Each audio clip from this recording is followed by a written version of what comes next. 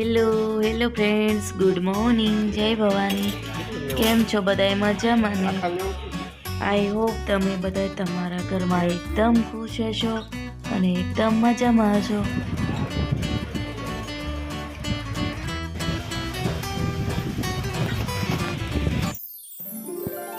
અત્યારે વાગી રહ્યા છે સાંજના 7:30 અને હું કરી રહી છું દીવાબત્તીના ટાઈમે દીવાબત્તી હું કરું છું અને છોકરા બંને નીચે રમે છે. અત્યારે થઈ ગયો છે સાંજનો ટાઈમ અને આપણે જો દીવાબત્તી કરી નાખ્યા છે અને અંશુને નિધિ જો રમીને ઉપર આવી. રમીને ધરાણા બે હજી નથી ધરાણા. એ દીવો ન ઓલાવતો.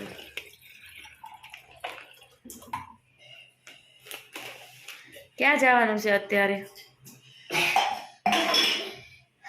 ક્યાં જવાનું છે? કેમ પાણીપુરી ખાવામાં? હે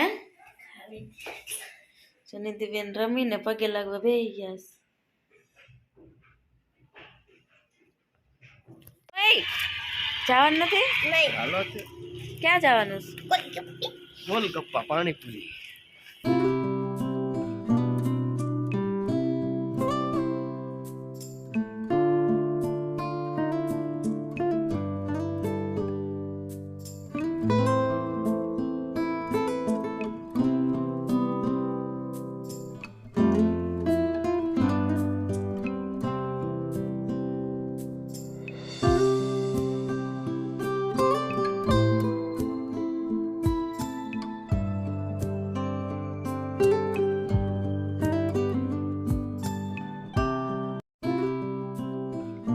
અત્યારે અમે લોકો આવી ગયા છે સ્કાયવે હોટલમાં, જે અમારા ચારેયની ફેવરેટ છે અને અહીંયા અનલિમિટેડ હોય છે. જો ઓફિસમાંથી ટોકન કાર્ડ આવે છે નિધિના પપ્પા, અને અહીંયા જૈન મેનુ બી ઉપલબ્ધ હોય છે. તો ચલો જમવા બેસી જઈએ. અને અહીંયા સેલ્ફ સર્વિસ હોય, પોતાની જાતે જ જે ખાવું હોય એ લેવાનું હોય છે અને જેટલું ખાવું હોય તેટલું.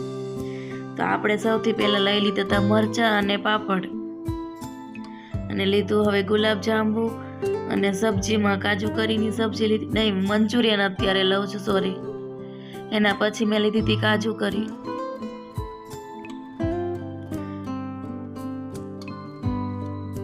પછી એની બાજુમાં જો ખોયા કાજુ હતું.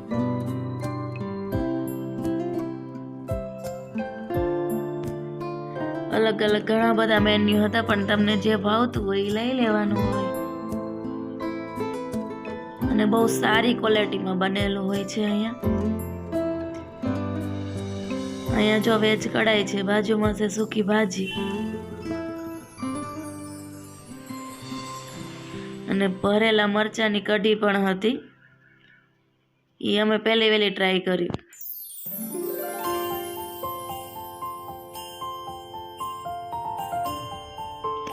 જમવાનું બધું લઈ લીધું છે. હવે આપણે લઈ લઈએ છીએ છાશ અને રોટલી અને પંજાબી તંદૂરની રોટલી પણ હોય છે.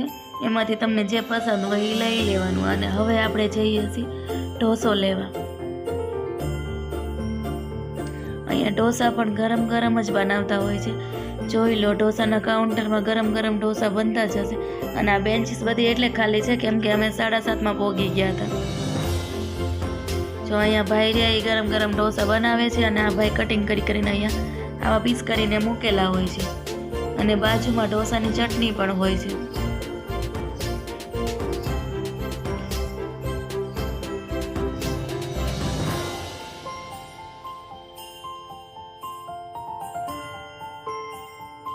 અને હવે જઈ રહ્યા છીએ આપણા પિઝાના કાઉન્ટરમાં. પિઝાના કાઉન્ટર ગયા હતા તો ત્યાં પિઝા તૈયાર હતા નહીં, એ ભાઈ બનાવતા હતા.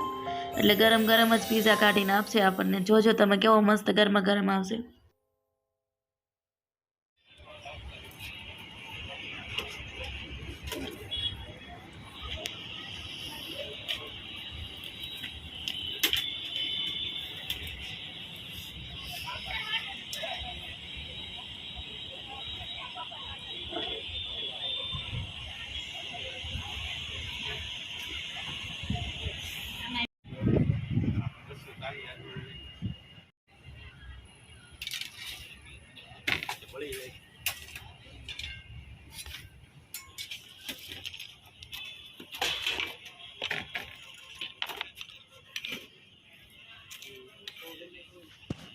આ રેસ્ટોરન્ટમાં બધું જ અનલિમિટેડ હોય છે. પીઝા છે, ઢોસો છે, પંજાબી છે, ચાઇનીઝ, કાંઈ પણ વસ્તુ જે જોતું હોય, જેટલી વખત જોઈતું હોય એટલી વખત મળી રહે છે. અને હાથે લેવા જવાનું હોય છે. અને શરત એટલી હોય છે, ખાલી એઠું નહીં મૂકવાનું થાળીમાં, બાકી તમે જેટલું જમવું હોય એટલું જમી શકો છો. અને એઠું મૂકો તો તમને જે 50 રૂપિયાનું રિફંડ તરીકે રિટર્ન મળે એ ના મળે. તો આપણે થાળી લઈને ટેબલે આવતા રહ્યા છીએ અને ત્રણેય જો ટેબલ લઈ થાળી લઈને એ લોકો બેસી ગયા છે અને આપણે પણ હવે બેસી જઈએ છીએ.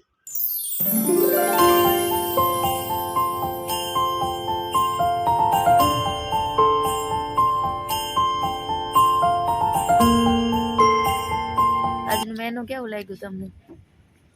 ચકાસ. તમને હું વધારે પંજાબી કે સાઉથ ઇન્ડિયન? ખાધું. સાદું ગુજરાતી? વધારે પંજાબી શું લેવા લીધું છે આ બધું? મરચું લીધું તો પડી ગયું. આખા મરચાં કઢી છે ને.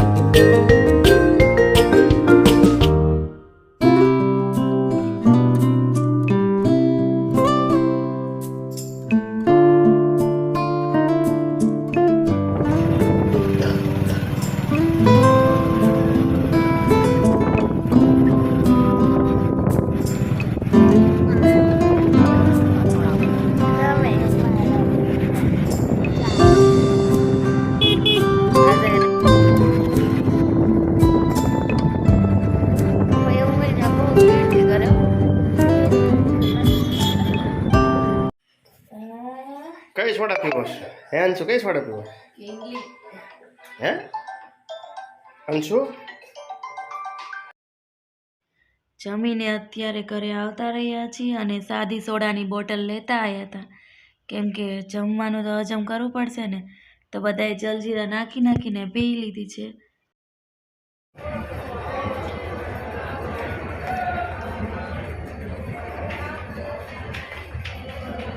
હું અત્યારે રેલવે સ્ટેશન બેઠી છું ટ્રેનની વાટે, ભાવનગર રિટર્ન આવવા માટે, કેમ કે સવારે હું ગઈ હતી બોટાદ એટલા માટે. અને ટ્રેન આવી ગઈ છે અને આપણે જો ટ્રેનમાં બેસી ગયા છીએ અને પવન કાળા ગજબનો છે. પવન ઠંડો નથી, ગરમ ગરમ છે, લૂવાળો.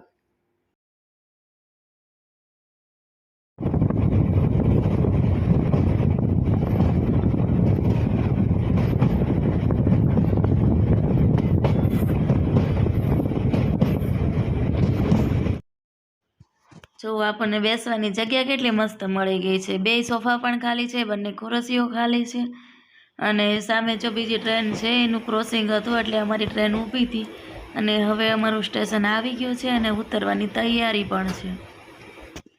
આપણે જો રેલવે સ્ટેશને ઉતરી ગયા છીએ અને હાલીને બહાર જાઉં છું, જોઉં છું અંશુને પપ્પા આવ્યા છે કે નહીં.